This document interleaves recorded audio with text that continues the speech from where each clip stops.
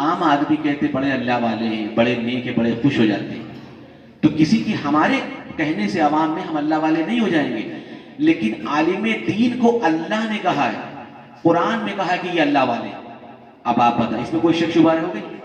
نہیں رہی. تو جن کو اللہ فرما رہا ہے یہ اللہ والے ہیں، تو ہمیں کتنا ان کا احترام اور کتنی ان کی عزت کرنا چاہیے.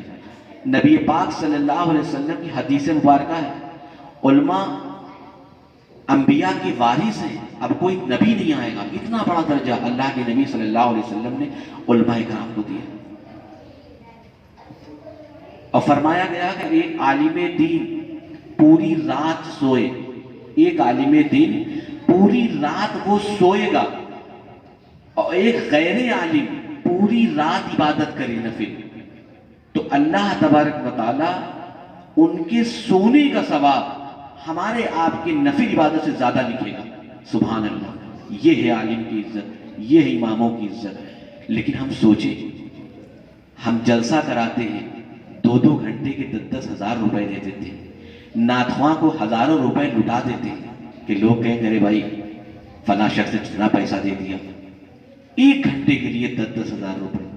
اب آپ غور کریں کہ جو ہمارے مسجد کے امام ہیں 24 گھنٹے کے لیے ہمارے بچوں کی بھی تربیت کر رہے ہیں، اللہ کے گھر کو بھی دیکھ رہے ہیں، اذان بھی دے رہے ہیں، اس میں جتنی چیزیں ضرورت ہیں اس کی بھی کوشش کر رہے ہیں، لوگوں کو بتا رہے ہیں کہ یہاں پہ یہ ضرورت، یہاں پہ ضرورت. ہمیں علم دین سکھا رہے ہیں، ہمیں نماز کا طریقہ، غسل کا طریقہ، وضو کا طریقہ ہمیں سکھا رہے ہیں. لیکن کیا ہم نے کبھی سوچا ہے کہ ہم اپنے امام صاحب کو تنخواہ کتنی دے رہے ہیں؟ سوچا ہے؟ دل سے آپ بتائیے. کبھی ہم نے پوچھا ہے کسی متولی صاحب سے کہ بھائی جو امام صاحب ہیں ان کو کیا تنخواہ دے رہے ہیں؟ میرے خیال سے ہم سب شامل ہیں کہ ہم لوگوں نے کبھی نہیں پوچھا ہوگا.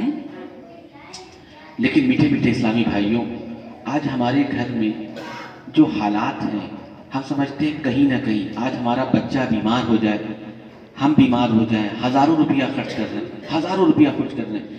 لیکن ہم نے کبھی اپنے امام صاحب کو جا کر کے جمعے کے دن 100-200 روپے مسافہ کر کے نہیں دیا. یاد رکھیے، امام کا، عالم کا دل خوش کرنا یہ بھی بہت بڑی عبادت ہے. ایک مسلمان کا دل خوش کرنا اتنی بڑی عبادت ہے، اور ایک عالم دین کا دل خوش کرنا کتنی بڑی عبادت ہے.